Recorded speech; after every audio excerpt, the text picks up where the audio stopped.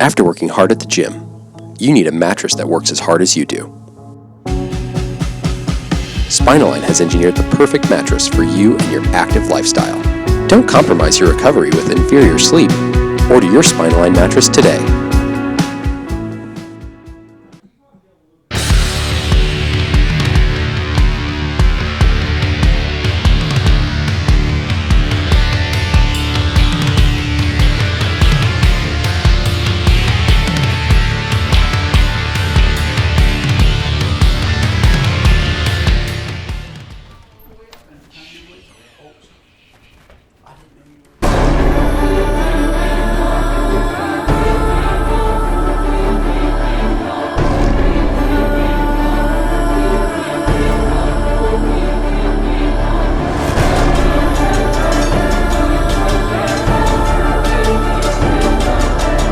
Rush Vapes, the world's first pre-workout vape.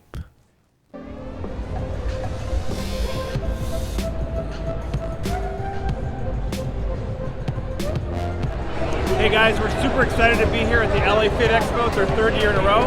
And what we're going to be doing today is we're going to be launching a tasty pastry. It's a low-carb Pop-Tart. It's got 3 to 4 grams of net carbs.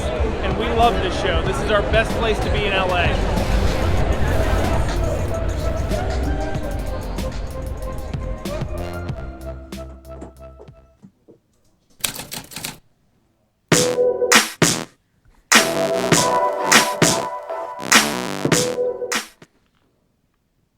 RX Television on RxMuscle.com. This is Ask Dave, better known as hashtag Ask Dave, your 30-minute question and answer show with Dave Palumbo. All your questions, diet, training, supplementation, anything and everything going on in and outside of the bodybuilding world is now bringing Dave Palumbo. Dave, you have recorded, I want to say about 8 to 10 hours over the course of the last 2 days.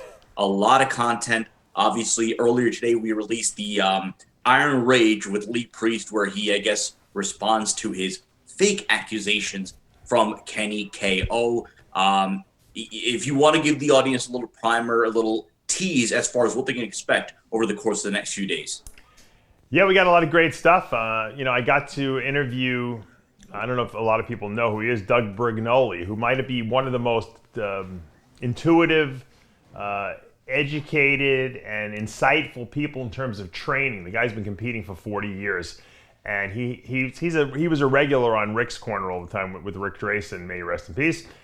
And I got him on here. We talked training, functional training, how to train properly, how to really target muscles, how the muscles work. Put it this way, I enjoyed the interview because it was that enlightening, and so I think I know all our viewers and fans out there love. They want more training stuff. They're always telling me this is a great training interview. We're going to probably do way more with him in the future too, because he's a very knowledgeable guy. He's written a bunch of books. Also, I got an interview that I've been wanting to do for quite a long time. Out of nowhere, Tom Prince texted me and was telling me how much he liked our content on the site. He was checking it out.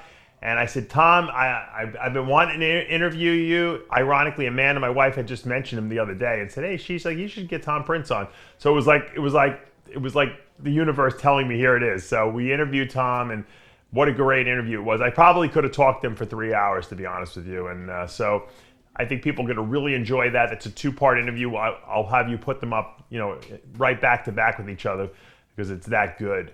And so that, and then Lee Priest, is that up so far, or we have not put that up? That is up, yeah. Oh, okay. So you guys got to check that one out, because obviously Kenny KO called Lee out for using fake weights. Lee basically said, of course they're fake. So check that out. Lee's response to Kenny KO was very entertaining as well, as always. Let's go to the questions. Of course, the first 2 questions from the Dave Palumbo Experience app. The first question, Dave, your thoughts on coconut oil for its antiviral effects?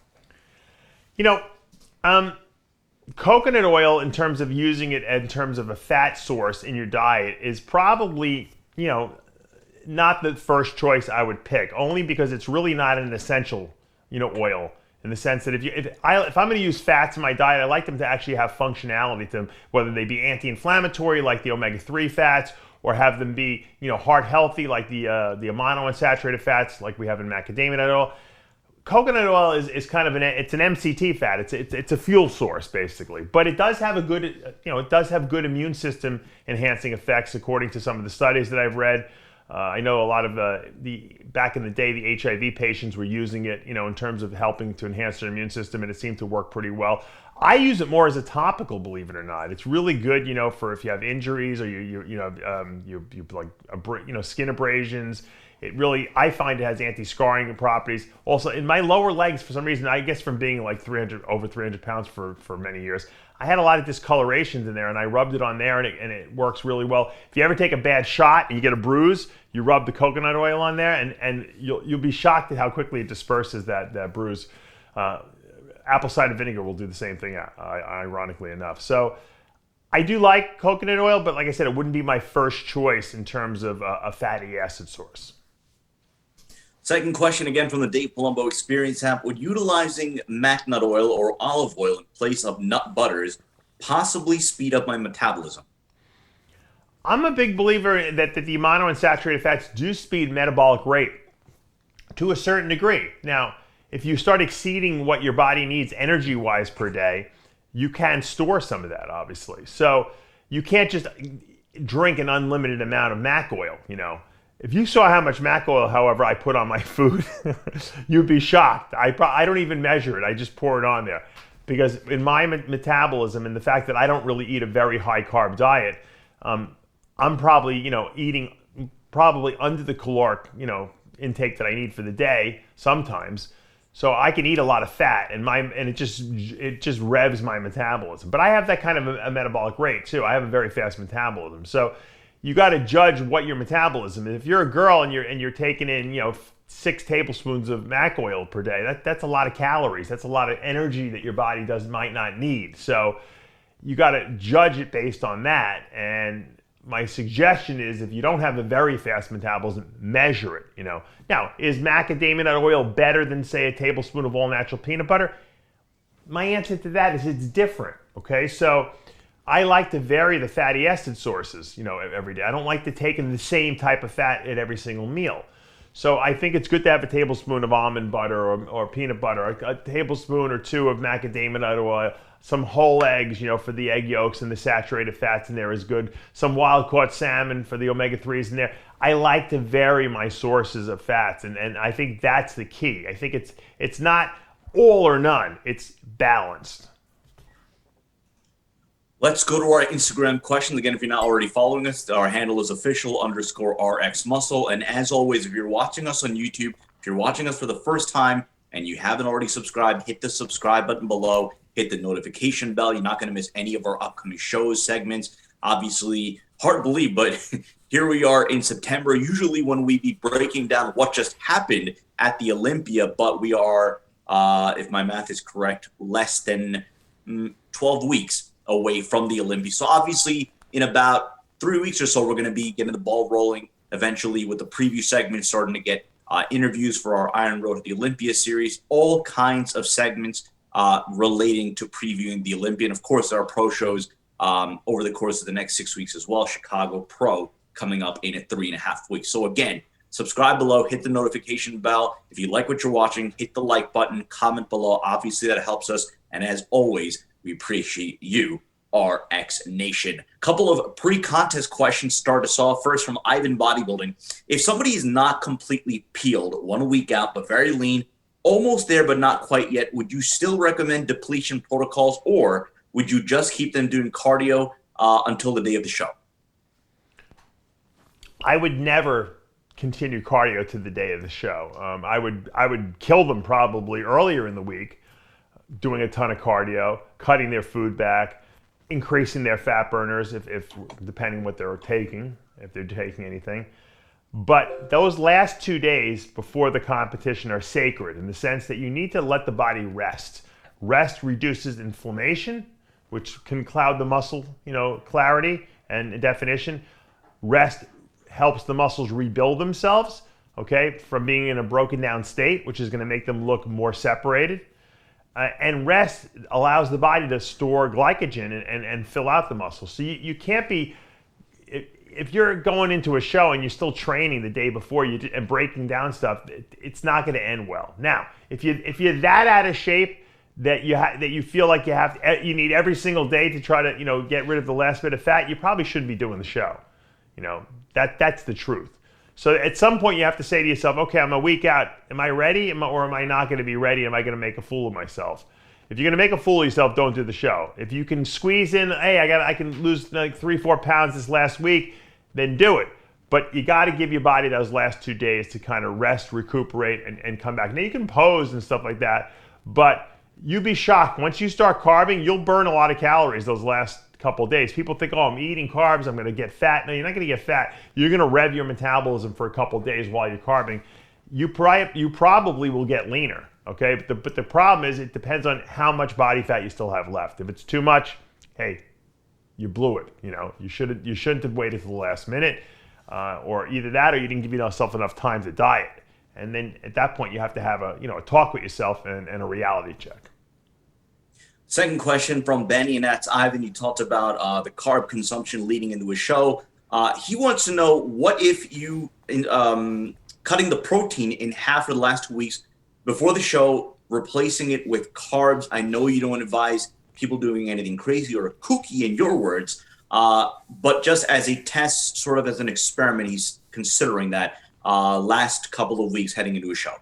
Testing and experimenting are not things that you do 2 weeks out from a show. Testing and experimenting is something you do 8 or 10 or 12 weeks out from a show. So bad idea, okay? If you've established, hey, this is how much protein I need to maintain my muscle mass while I'm dieting, and you cut your protein down, I'm not talking for a day or two, you're cutting it down 2 weeks out, you probably will lose muscle. So I wouldn't say that would be a good idea to do 2 weeks out, especially if you've never tried it before. This question from T Bam Bam. It's a very long question. I'll try to boil it down a little bit. He talks about, in terms of weighing in, how I guess procedurally it's done in a room with people in it. And then he goes on to ask or say how people want to stick around. They want to see what somebody looks like, or have their coach evaluate them. So I think he's talking about sort of the spectacle of potentially, I guess, having competitors weigh in as sort of how they would do in boxing or MMA, where it is sort of a public event, as a sneak preview as far as what fans could expect. Do you think that's viable in this sport? Wayne DeMilia did it, I think, at the Olympia one year, I believe, or maybe even more than 1 year, and he weighed in those pros. Because if you ask the pros their weight and they just give you their weight, they're going to all lie. They all lie. They all pump up their weight. So I think at the press conference, it would be great to put these guys on a scale. Hey, Phil Heath from the United States, step onto the scale. He gets on the scale, 252, whatever he weighs. And I think the fans would love that. I think I would rather see that at the press conference than have than have Bob Ciccarello ask him dumb questions that no one wants to answer. I think that would be more exciting to see. Hey, and then people can get a sneak peek at what these guys look like, because they'd have to weigh in their posing trunks. So I think it would be a great idea, to be honest with you, especially if most of us are going to watch the Olympia on a live stream.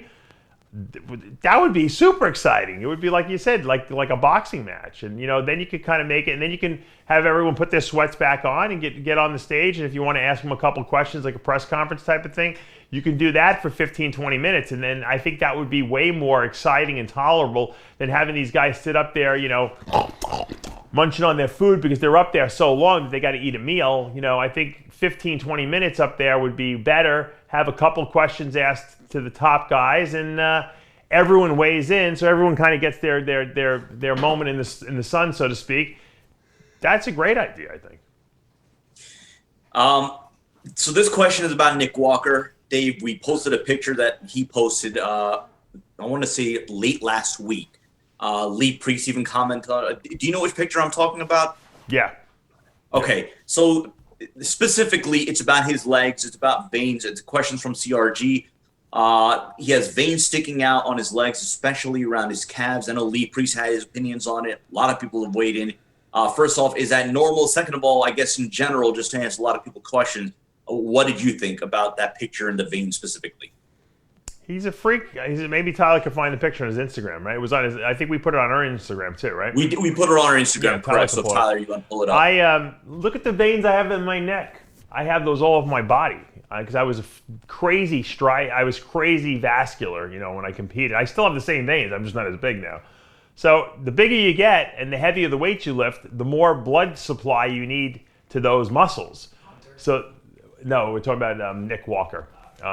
Those veins increase in diameter. Now, when I was in high school, I had veins all up my arms. People were always like, wow, you're vascular. As I got bigger and more muscular, those veins got bigger in size. So it's normal. Now, sometimes, when you have huge, ropey looking veins, some of them get varicose. I remember Frank Zeppi used to had some weird varicose veins on his legs he had to have removed. But, that's genetic, it depends, there's nothing wrong with it. I expect in a big, freaky bodybuilder to see a lot of big, freaky veins, Look at Paul Dillette. He had crazy, weird, squiggly veins all over his chest. But he was huge, That comes with the territory. Lee Priest says those veins don't look too good. Well, Lee Priest isn't a doctor either, so. Let's go to Brian Lack. Any tips to appear wider with narrow clavicles? Make the biggest cannonball, that's a good weeder, cannonball delts. Make the biggest delts you can. Larry Scott used to write articles. I remember when I used to read the magazines, Larry Scott was the first Mr. Olympia. And he had narrow clavicles too, but he had huge deltoids, and Phil Heath is not that wide, but he's got huge delts. And I'm not that wide either. I had to get like a lot of muscle on my shoulders to really make myself look like I have a taper. And so it's an illusion bodybuilding. You don't necessarily have to have a huge wide structure, but if you have big delts, that can compensate. Obviously, it's funny, people made fun of Jay Cutler's waist for being too wide, but his clavicles were so crazy wide that he actually has a really good V taper. He doesn't have a small waist if you put a tape around it, but it didn't matter because structurally he has the right taper, to be, impressive on stage. So once again, bodybuilding is all an illusion. Good question here. I'm glad they asked it. We've asked this question before, Dave, about if in your day social media was a thing as far as the bodybuilding scene was concerned. So it's from Lamna or Yomna Sachdeva. In prep, which way would you have gone if social media was prominent during your bodybuilding career? Would you have gone the way of, say, Brandon Curry, who recently has been posting a lot more progress pictures, and obviously he's at Oxygen Gym, he's got the magic mirror, but again, he's giving you a sneak preview. Or two, like Phil, who has pretty much made it known that he's going to stay low key, off the grid, and in an attempt to, quote, shock the world.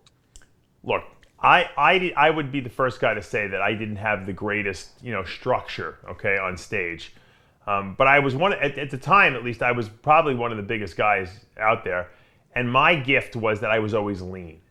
If I would have been putting up pictures on like an Instagram account of me training at the gym off season to 315 pounds with veins everywhere and striated glutes, people would have gone nuts. I would have had crazy following because people like that freaky stuff. I looked like a comic book creature with a tank top on, and you would think that I was Mr. Olympia with a tank top on because it made me look tapered.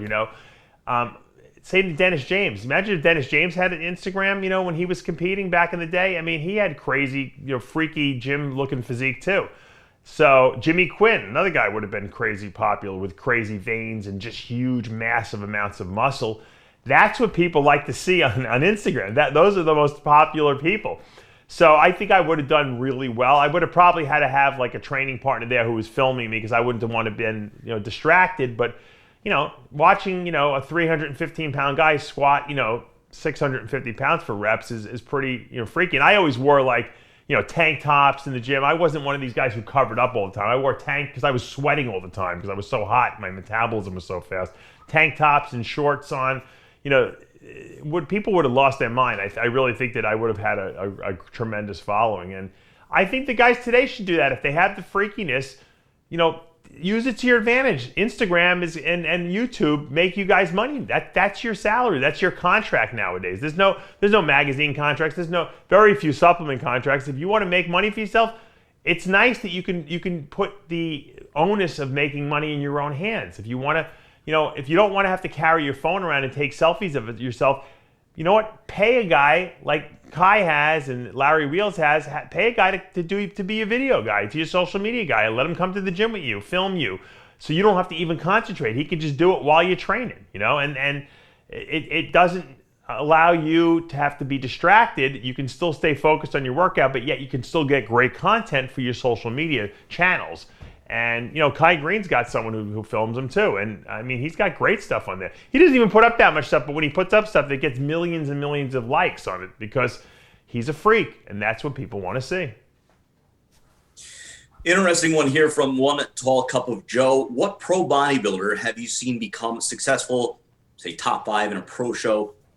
He asks in a manner who started with the worst genetics. I'll rephrase it as, I guess, in your opinion, top bodybuilders who overcame bad genetics. I don't know I don't think there's any real pro bodybuilders out there who had bad genetics. I think there might have been guys that you might have thought, hey, this guy's not going to ever look the way he did. But then all of a sudden, 1 or 2 years, later, he puts on 100 pounds of muscle. I mean, Nick Walker, when wasn't, a phenom, he put a ton of muscle on, over the course of, a couple of years. There were guys that just crawled out of the woodwork and you're like, where did these guys come from? I mean, who would have thought that William Bonac would look the way he did when he first started? He was a 212 guy and he couldn't even win 212 shows. Dexter Jackson was a bantamweight. I mean, there's guys that made humongous gains. I looked like I was nothing, when I first started. I put 100 pounds of muscle on in 5 years. So these are things that you never expect. I was told by a lot of people, don't waste your time. You're never going to be a top bodybuilder because you don't have the structure for it. And so I superseded that by putting on a lot of muscle and being very conditioned. So I always tell people, never allow people to tell you can't do something, okay? Use that as motivation to prove them wrong. And there's been a lot of guys that fit that category. I'd have to sit down and actually, think about it for a minute, but there's plenty of people that I think that made it in bodybuilding and people never expected them to be where they were. They just achieved a level of greatness that, I mean, look at even Steve Kuklo. I mean, he progressively got better and better and better. He didn't win team nationals when he did it. Okay, I think he won his class, but he didn't win the overall, or he might have even been second. He just got better and better and better and kept improving. And he's still improving. And he's proven to everyone that he is the real deal. So, like I said, there's so many people out there that maybe when they first started were nothing, and then because of their work ethic became great. Let's go to Shad Waterfit. Been seeing some insulin protocols that call for shooting around 2 units first thing in the morning before doing fasted cardio. Whole premise is to lower blood glucose levels to be more in a fat burning mode. Is this accurate? And if so, what specific relationship does lower blood glucose levels have with fat loss? When you're doing cardio, when you're doing low intensity cardio, your body's using fat as a fuel source. So whether your blood sugar is 90 when you wake up or your blood sugar is 70 or 65, okay, that's not going to affect how much fat you lose. So it's a ludicrous fucking theory, okay? Not to mention, who wants to have low blood sugar while they're on a cardio machine and you start getting that cold sweat going on and your lips go numb? It's moronic. Anyone who takes insulin before they train is idiotic. I'm telling you, it's foolish. Because the people who do it before they weight train and thinking they're going to be carved up more, they got to feed that insulin. And I've had this argument with Milos before. I don't mind post-workout insulin, but pre-workout insulin is silly. If you're doing a shot of insulin in the morning with your breakfast to carb yourself up so that when you hit the gym 4 hours later, you feel pumped, that's fine. But you don't take a shot before you go into the gym, okay? Just like you don't take a shot before you get on a bike or a treadmill and do your fasted cardio in the morning. That's nuts. That's just stupidity as far as I'm concerned. Let's go to, I'm trying to get the quick one here. Econo Joe, your best white fish for dieting? Probably the most popular white fish that people eat is tilapia, which is probably the least healthy because it's all farm raised, and they feed it stuff. They feed it like corn-based foods, which changes all the good fats in the fish.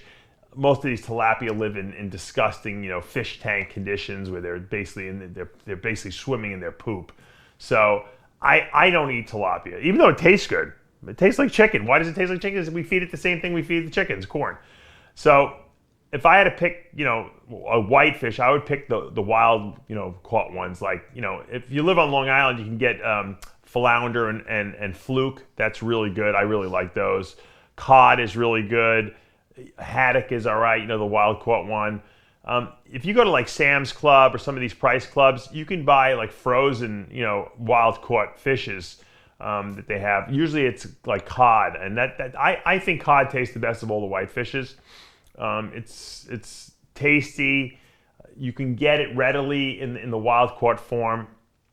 Watch out for those farm raised fishes. They're just not as good for you health wise. Now, macronutrient wise, protein, fat, carbs, it's the same thing. So you can eat tilapia and you're going to lose weight and stuff like that because it's the same thing. But from a health standpoint, if you're going to be eating that much fish, you might as well eat stuff that has good stuff in it, because you can get frozen wild caught just as easily as you can get the frozen, farm raised.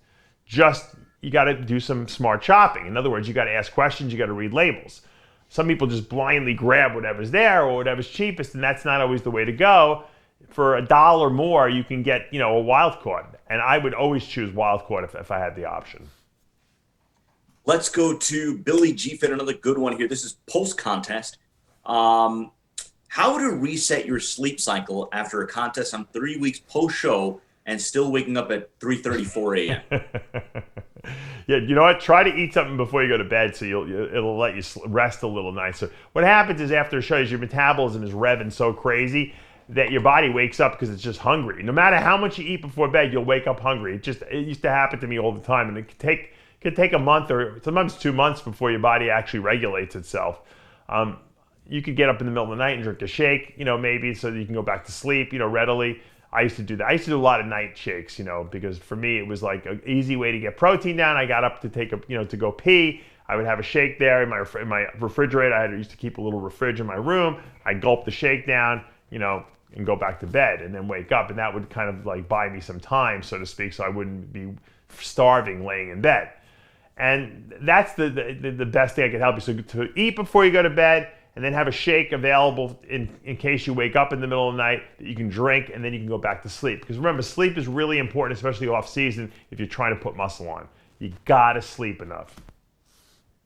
Let's go to Sarge at Armstown for a couple of more questions. As an over 50 classic physique competitor, is there a certain age, or rather, are there certain drugs you would recommend staying away from because of their side effects, or do you feel it's more dose related than age?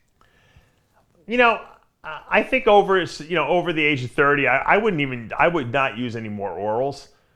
And I'm not talking about Anavar. First of all, I don't think guys should use Anavar anyway. It's too weak. But if you're taking like Winstrol tabs, the last 6 weeks, that's fine. I'm talking like hard orals like Anadrol or Dianabol, Halotestin even. I don't know if most people take Halotestin only for 2 weeks, but I would not use the harder oral drugs. I think that they're unnecessary. The injectables do everything the orals do, and there's very little toxicity associated with longer acting injectables. So that's something I would probably stay away from. I'd also keep very close tabs on my blood pressure. A lot of drugs like Trenbolone raise blood pressure up, especially in guys that are older. So you got to keep an eye on that, because high blood pressure will destroy your kidneys. We know that already. So we don't want that to happen. Other than that, I think that, you have to come to grips with the fact that at 50-something years old, you're probably not going to put a lot more muscle on. So thinking that, I'm going to take 2,000 milligrams of testosterone a week and then some anabolics on top of that with a ton of GH, it's probably overkill at that point, because you're probably not going to be able to put significantly more muscle on like you did when you were in your 20s and early 30s.